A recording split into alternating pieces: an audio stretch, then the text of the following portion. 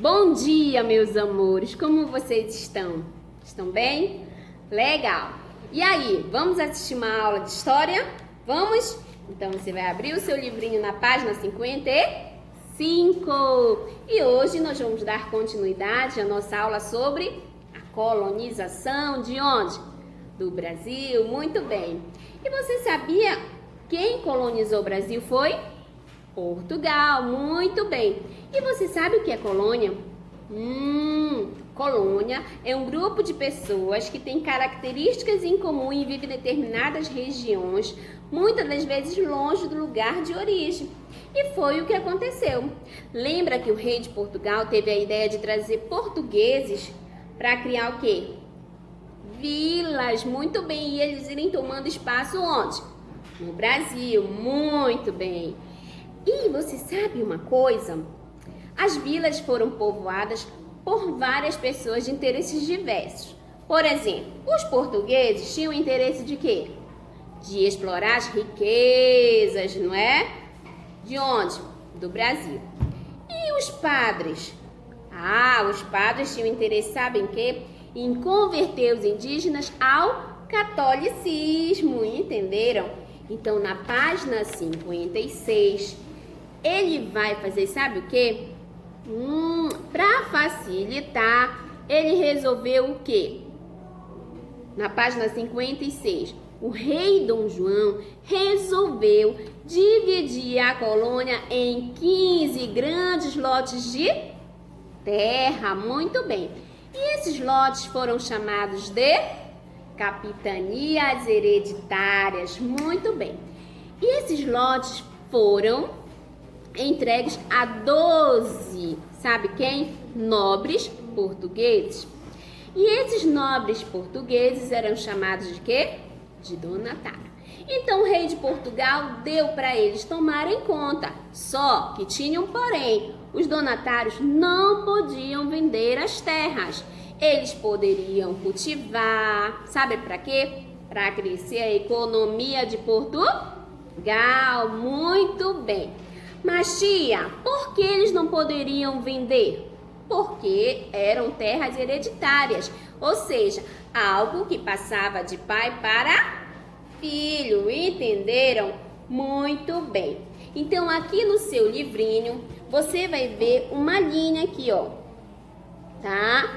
E aqui são as principais capitanias hereditárias, tá bom? Então olha só, as capitanias: Pará, Maranhão, Ceará, Rio Grande, Itamaracá, Pernambuco, né? Esse sistema de capitanias passou por muitas dificuldades, né? Sabe por quê? Os donatários não conheciam as áreas, porque o Brasil era muito grande, né? E aí, o que aconteceu? Eles acabaram entrando em conflito com os indígenas. Sabe por quê? Porque os indígenas não estavam lá primeiro. Os portugueses estavam chegando, então eles queriam tomar conta, tomar a terra dos indígenas. E os indígenas ficaram chateados, normal, não é? Então, olha só, eles resistiram à ocupação dessas terras, né? E olha só o que aconteceu. Além disso, a falta do auxílio do governo fez com que alguns donatários desistissem de quê? De assumir suas capitanias, né? E olha só, mesmo assim, antes de conhecê-las, muitos nem assumiram, tá bom? E aí, vamos fazer a página de atividade 57? Você vai ler e vai responder para a tia. Tudo numa boa? Muito bem! Aqui você vai ser um historiador. Sabe o que é historiador? Aquele que estuda sobre a história. Então, você vai ser e vai responder para a titia. Ok? Muito bem. E aí, na página 58, olha só. O projeto das capitanias hereditárias funcionou? Não. E sabe que o Dom Manuel teve uma ideia?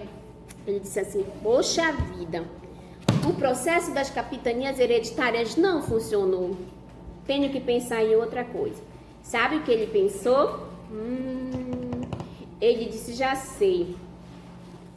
Vou fazer o seguinte: vou conceder a administração da colônia a uma única pessoa. Ou seja, Uma única pessoa agora iria tomar conta de onde? Da colônia toda, né? E olha só o que aconteceu. Aí deu-se início ao governo geral, né? Então, o que aconteceu? A convite de Dom João III, Tomé de Souza tornou-se o primeiro governador geral do Brasil. Ele tinha tarefa, sabe de quê? De comandar todas as capitanias, defender o território de invasões e explorar as riquezas da terra. E em seu governo foi fundada a primeira capital do Brasil, Salvador. E aí, tudo ok? Entenderam? Legal? Muito bem, então vamos fazer a atividade? Então, na página 58, questão de número 1, você vai usar as palavrinhas que estão aqui, ó, no retângulo e vai responder para a tia aqui, ok? Depois, você vai aqui no Pequeno Cidadão, vai ler sobre a Mata Atlântica e o desmatamento e vai responder essas duas questões aqui para mim, aqui na página 59. Tá bom? Eu tenho certeza que vocês vão fazer tudo com muito carinho, com muito capricho. Mas se caso você não tiver entendido, pode chamar a tia que ela está aqui. Um beijo, fiquem com Deus. Mua!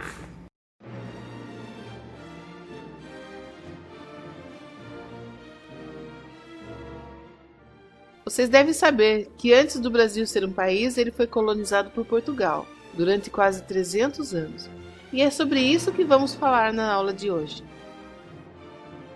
Depois que Pedro Álvares foi embora, o Brasil ficou servindo para piratas, náufragos e degredados. Nesse período, deu início à primeira economia do Brasil, que era a extração do pau-brasil, o Ibirapitanga, como diziam os indígenas. Essa economia mobilizou o comércio clandestino, e é por causa dessa madeira que chamamos Brasil. Alguns traficantes de pau-brasil começaram a usar a mão de obra indígena para a extração do pau-brasil. Muitos eram escravizados à força, muitos trabalhavam em troca de objetos, e era a prática do escambo. Em 1530, inicia a colonização portuguesa no Brasil, com a vinda de Martim Afonso de Souza. Ele ainda fundava a primeira vila do Brasil, em São Vicente, e divide a colônia em faixas de terras, chamadas de capitanias hereditárias. De Portugal vieram os jesuítas, como o padre Anchieta. Ele começou a catequizar alguns indígenas, ensinando o cristianismo para eles. Vou falar para vocês de um homem muito especial.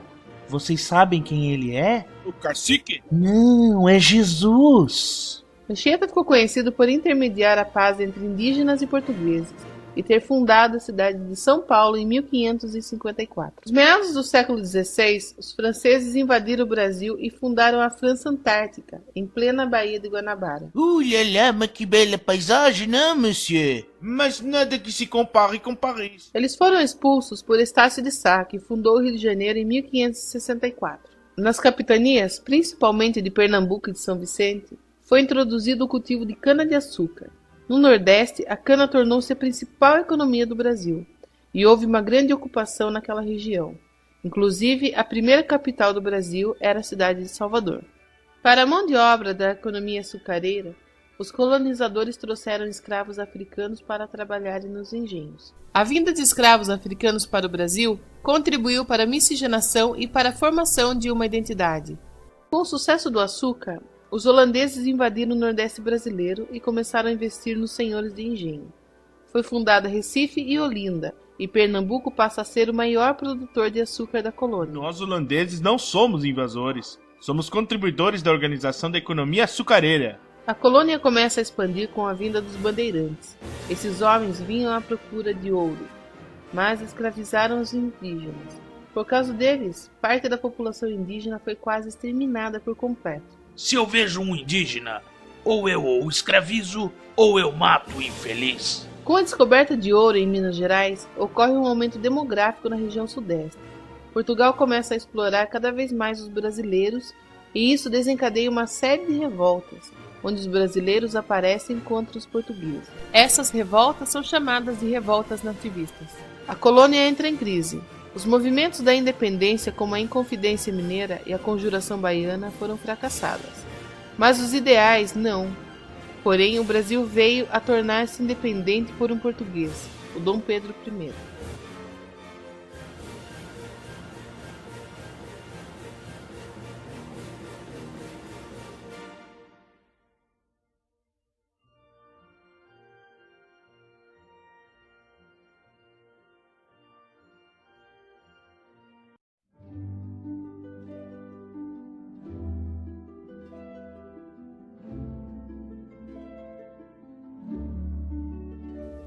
Meninas, hoje eu vou falar para vocês das capitanias hereditárias. As capitanias foram uma forma de administração territorial do Império Português, uma vez que a coroa, não podendo investir, distribuiu as terras aos nobres, chamados de donatários.